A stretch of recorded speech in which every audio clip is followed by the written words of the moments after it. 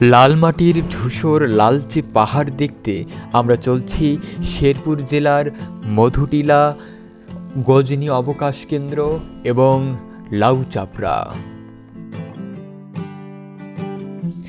চারদিকের বিস্তীর্ণ বনাঞ্চল এবং পাহাড়ের উঁচু নিচু পথ বেয়ে আমাদের চলা সত্যিই অসাধারণ অভিজ্ঞতা ছিল।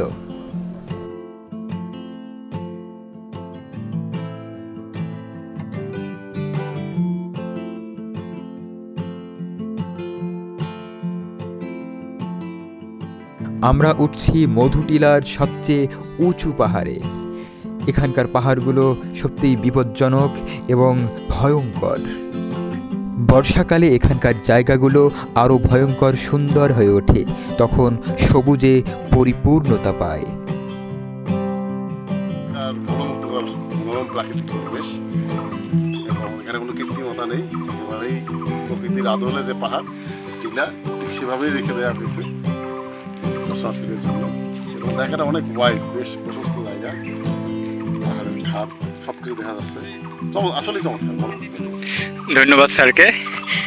স্যার যে কথা বলছিলেন যে বাংলাদেশের প্রাকৃতিক নৈসর্গ বা মানে কৃত্রিমতার বাইরে যে প্রাকৃতিক দৃশ্য আছে, এত সুন্দর চমৎকার জায়গা, তার মধ্যে মধুটিলা একটি। মধুটিলা যখন আপনারা আসবেন তখনই বুঝতে পারবেন যে এখানকার প্রাকৃতিক নিসর্গ কীরকম। আপনারা যারা প্রকৃতিকে ভালোবাসেন তারা অবশ্যই মধুটিলা আসবেন। এখানকার মাটি লালচে ধূসর এবং পাহাড়গুলো খর্বাকৃতি। ভূবিজ্ঞানীরা মনে করেন এই পাহাড়গুলো সৃষ্টি হয়েছে আজ থেকে 25 লক্ষ বছর পূর্বে প্লাইস্টোসিন যুগে। এই জায়গাটি ঘুরতে পারলাম, এটি যেমন আমাদেরও ভালো লাগে, আমি মনে করি রেজাউলের জন্য একটা অর্জন, কিন্তু বড় ধরনের অর্জন। এই জায়গাটিতে আমরা আসছি এবং আমরা নৌকায় করে খুব সুন্দর করে যদি চিনমারি পর্যন্ত আমরা যেতে পারি, এটা কিন্তু রেজাউলের জন্য একটা সফল একটা ট্যুর। আসলে আমি কেন গজনির কথা বললাম, এটা প্রশ্ন থাকতে পারে আমাদের অনেকের মনে। আমি 2022 সালের দিকে গজনি, মধুটিলা এবং এই লাউচাপড়া আসছিলাম। আসার পর জায়গাগুলো দেখে আমি অনুপ্রেরিত হয়েছি এবং আমার ভালো লাগছে। তো আমার ভালো লাগা থেকে আমি ভাবলাম যেহেতু এগুলো আকৃষ্ট করছে, যেহেতু আমি একজন প্রকৃতি প্রেমী, তাহলে হয়তো বা আমার মতো যারা প্রকৃতি প্রেমী তাদেরও ভালো লাগবে। বিধায় আপনাদেরকে প্রস্তাব দেওয়ার সঙ্গে সঙ্গে আপনারা রাজি হয়েছেন। তো এই জন্য আপনাদের অসংখ্য ধন্যবাদ জানাই। এইটুকু আমার। আমাদের আশেপাশে অনেক দেখার মতো জায়গা আছে, আমাদের আসলে দেখার চোখ নাই।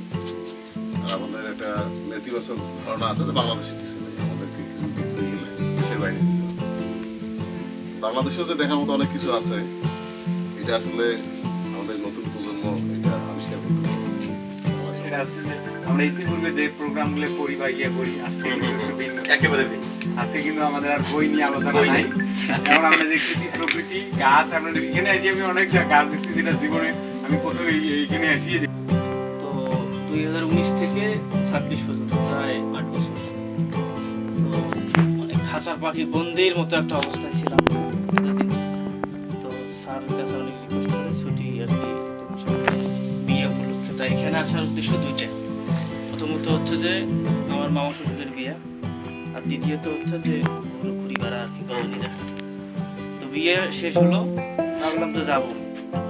তো মানে সাথী আর কি, সঙ্গী পাচ্ছিলাম না।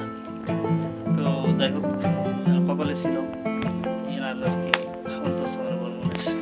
আর কি ইয়াতে আপনাদের সাথে আর কি করা। তবে আমি আপনাদের সাথে বলতে কি, আমি সুযোগ পেলেই যদি আপনাদের সাথে যোগাযোগ থাকে আমার, ঘুরবো, ইচ্ছা আছে। যাওয়া হয়েছিল, কিন্তু এরকম পাহাড়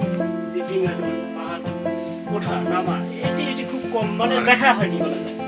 তো এটা দিয়ে যেহেতু শুরু হলো, আমরা চাই যে এর পরবর্তী আয়োজনগুলো এরকম পাহাড় কেন্দ্রিক আরো হোক, তাহলে আমাদের ইচ্ছেগুলো। লাউচাপড়ায় আমাদের মতবিনিময় শেষে আমরা পাহাড়ের ধার বেয়ে নিচে নেমে যাচ্ছি গারো পাহাড়ের খোঁজে এবং ভারতের সীমান্তবর্তী তুরা পাহাড়ের একাংশ ছুঁয়ে দেখতে।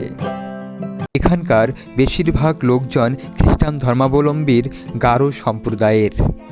ভারতের সীমান্তবর্তী তুরা পাহাড়ের একদম সন্নিকটে আমরা চলে এসেছি।